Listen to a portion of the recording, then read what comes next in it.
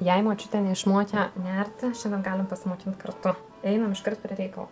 Jeigu nori išmokti nerti, iš tikrųjų reikia labai nedaug. Reikia kažkokių siūlų, apie tai pašnekėsime po to. Paskui mums reikia vešelio arba daugiau vešelių. Mums reikia adatos įsiūti.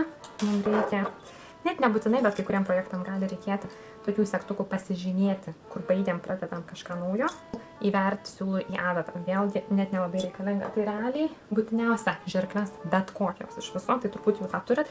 Vešelis ir siūlai. Taip, vešeliai, aš turiu jų labai nemažai.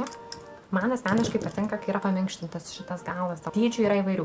Nuo ko priklauso dydis? Nuo to, ką tu nori pasiekti. Apie tai pašnekėsim vėliau, kitoj serijoje.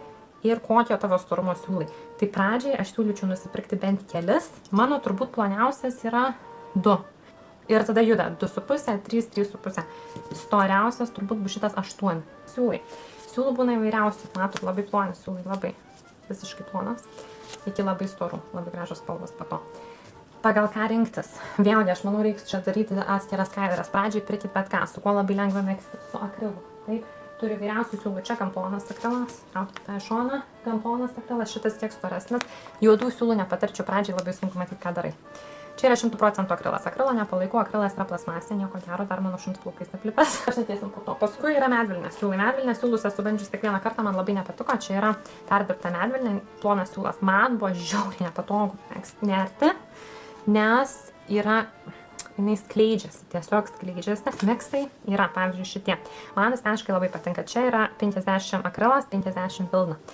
Pačiupinėjus galvotum turbūt, kad vien tik pilna. Jie storija, labai labai maloniai nerasi. Matosi. Toliau, pavyzdžiui, čia šitie storkiai. Šitie storkiai yra 60 akrilas, 39 vilna. Tada mes turim 100% vilną, va. Irgi labai labai maloniai meskas. Taip, tai visokiausių variantų yra šilkinių siūlų ten, ko tik nori.